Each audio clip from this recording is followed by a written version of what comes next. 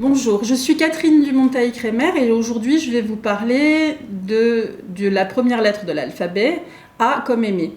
L'amour, c'est quelque chose qui est très précieux dans une famille. Je crois que le cours pourrait s'intituler 26 moyens d'aimer son enfant, son partenaire, sa famille.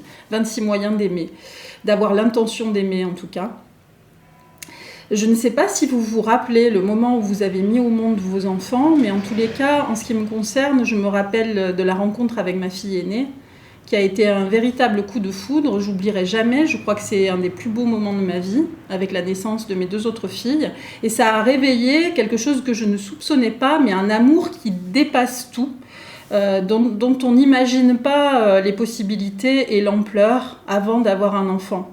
Ça a réveillé vraiment quelque chose comme ça et j'avais envie d'accoucher à nouveau tout de suite après sa naissance. Je me souviens de ça, de ce désir vraiment d'être en contact avec elle, de la découvrir et puis tout de suite de l'aimer immédiatement.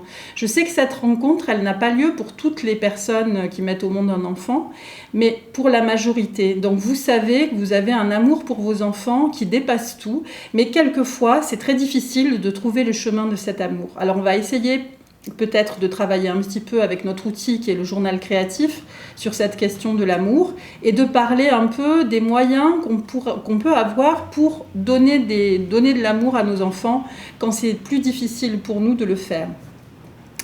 L'amour, ce que j'aimerais faire d'abord, c'est essayer de le définir, parce que je crois qu'on n'a pas tous la même définition de l'amour, surtout que c'est un mot qui est très très galvaudé aujourd'hui. Aimer, ça signifie, j'aime bien la citation de Stephen Covey, dont vous connaissez peut-être les ouvrages, et notamment les 7 habitudes des gens qui réussissent tout ce qu'ils entreprennent, disait que aimer est un verbe. Aimer, c'est un verbe, effectivement. Aimer, ce sont des actions, ce sont des micro-moments. La psychologie positive relie le fait d'aimer à des micro-moments, des regards, des postures, des gestes, du contact physique. Quand on est présent, quand 2 personnes sont présentes, elles se donnent des messages qui démontrent qu'elles sont en lien, qu'elles s'aiment. Il y a des messages comme ça, non-verbaux, qui s'expriment. Alors l'amour, pour moi, la définition de l'amour parental, la première chose, c'est qu'il est gratuit. Il n'est pas échangeable. On ne peut pas échanger de l'amour contre un bon comportement, par exemple. L'amour est inconditionnel et gratuit, sinon ça n'est pas de l'amour. C'est vraiment compliqué cette question de la gratuité parce que quand on était enfant, on a souvent reçu de nos parents un amour qui n'était pas vraiment un amour gratuit et inconditionnel. C'est-à-dire qu'on était aimé quand on faisait ce qu'ils avaient décidé qu'on ferait. On était aimé quand on avait de bonnes notes à l'école, on était aimé quand on avait rangé notre chambre, enfin bref. La plupart d'entre nous en tout cas, et surtout de ma génération, les parents étaient ce que j'appelle des parents potiers, c'est-à-dire qu'ils pensaient que leur enfant à la naissance était un bloc d'argile et qu'ils allaient le modeler à leur façon. Aujourd'hui, on est en train d'opérer une transition vers le parent jardinier. Le parent jardinier, ce qu'il fait, c'est qu'il arrose la plante et il comble les besoins de son enfant et il le voit se développer et grandir harmonieusement. Là, nous sommes à la fois un parent potier et à la fois parent jardinier. Parfois, on est tiré vers le potier et quelquefois, on parvient à être jardinier. Donc, l'amour, c'est quelque chose de gratuit et c'est quelque chose qui ne s'exige pas, qui ne se demande pas. Voilà, on le reçoit, on le donne, mais c'est pas quelque chose qu'on peut exiger en retour de son enfant, par exemple, ou de son partenaire. J'entends souvent des je t'aime qui ne sont pas vraiment des affirmations d'amour, mais plutôt des demandes d'amour. C'est un petit peu comme si on nous disait, quand on reçoit un je t'aime de cette nature, est-ce que tu m'aimes ? Est-ce que tu m'aimes ? Nous avons tellement besoin d'amour que nous sommes un petit peu désespérés et parfois nos je t'aime ressemblent à des demandes plutôt qu'à une offre et à un don gratuit. Donc je trouve que c'est vraiment important de comprendre ça, c'est-à-dire que l'amour, c'est pas monnayable, c'est pas échangeable. Voilà, on le donne, c'est gratuit. Notre enfant, c'est un don de la vie, c'est quelque chose que notre enfant reçoit pour grandir, être lui-même, se sentir en sécurité.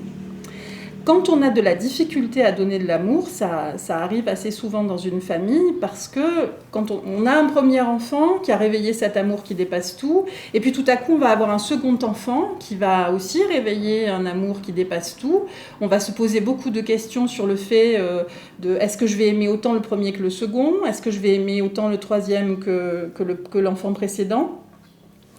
Nos cœurs s'agrandissent avec le nombre d'enfants, mais la difficulté, c'est que quelquefois, nous sommes tellement focalisés sur le second qui vient de naître que le premier est un peu en manque d'amour. Et puis, le fait que l'aîné soit en manque d'amour, ça va l'amener parfois à agresser le second, qui lui reçoit tout l'amour dont il a besoin, et ce sont des situations que vous connaissez qui nous amènent parfois à être dur avec le premier, à être plus dur avec l'aîné, à prendre le parti du plus jeune. C'est parfois ce que nous faisons. Alors on ne va pas parler de la fratrie là, parce que c'est pas l'objet, mais en tous les cas, sachez que dans toutes les situations, donner de l'amour, ça va réparer les blessures de l'enfant qui est un petit peu en manque d'amour, justement. Alors essayez à un moment donné de vous dire, je vais m'organiser pour lui donner du temps, pour lui donner de l'attention, pour lui donner des regards, pour lui donner des câlins, pour lui lire des histoires, pour jouer avec lui. Tout ce que je viens, toutes ces activités sont des moyens de donner de l'amour à un enfant. Et c'est vraiment important d'y penser parce que parfois, dans le quotidien, on se laisse un petit peu happer par toutes nos activités et on oublie l'essentiel.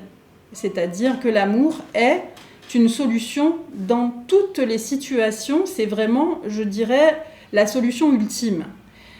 Quand on est en grande difficulté avec un enfant, lui donner de l'amour, ça va toujours produire quelque chose de positif. On peut tout à fait, quand on est parent, essayer de mettre l'amour à la première place dans notre vie de famille. C'est un excellent investissement à tous les niveaux. Alors, on va passer aux activités que je vous propose avec le journal créatif pour vraiment explorer cette question. Alors, je vais vous proposer de faire 2 pages, dans un premier temps, sur le thème « Qui m'a donné de l'amour quand j'étais enfant ?» De l'amour gratuit, de l'attention, etc., etc. Quelle personne m'a donné de l'amour inconditionnel? De qui ai-je reçu de l'amour inconditionnel? Ça peut aussi être un animal, en fait. C'est vrai que les animaux sont très doués pour donner de l'amour inconditionnel. Ils n'ont pas d'attente sur nous. Alors, dans votre vie, dans votre enfance, qui, à votre avis, vous a donné ces moments d'amour dont on a besoin pour grandir? Voilà. Donc, ce que je vous propose de faire, c'est d'exprimer par le moyen qui vous semblera opportun, par la couleur, par les formes, par des symboles, peut-être par des collages, et par des mots, peut-être des phrases aussi, ce que vous avez à exprimer sur ce sujet. Donc, première double page, qui m'a apporté de l'amour quand j'étais enfant? Vous allez peut-être avoir des émotions sur ce sujet-là, peut-être que ça va vous amener des larmes. Essayez de ne pas les retenir, laissez-les couler, les larmes. Les larmes, c'est un peu comme une vague qui élimine le chagrin. Donc vous aurez tout à gagner à les laisser couler, à les laisser s'exprimer. Et puis peut-être, si vous en avez le désir, venir dire ce que vous a fait cet exercice sur le groupe Facebook associé à W comme Wow. Le deuxième temps de l'exercice, toujours sur une double page, cette fois je vous propose d'exprimer un petit peu au présent qui vous apporte de l'amour. De qui recevez-vous de l'amour? Donc de la même manière que vous avez fait la page précédente avec des collages, des mots, des couleurs, des formes, des symboles, etc. Emparez-vous des couleurs que vous aimez bien. Et troisième double page, de quelle manière donnez-vous de l'amour à vos enfants aujourd'hui? Faites une sorte de bilan graphique, toujours de la même façon. Essayez de voir un petit peu de quelle façon, quels sont vos canaux privilégiés pour donner de l'amour à vos enfants. Vous aimez les câliner, vous aimez les écouter, vous aimez jouer avec eux. Nous n'avons pas tous les mêmes vecteurs privilégiés d'amour pour nos enfants. Parfois, on n'aime pas trop jouer, ou alors on adore les avoir sur nos genoux, on aime beaucoup les écouter. Vous trouverez quoi exprimer sur cette double page.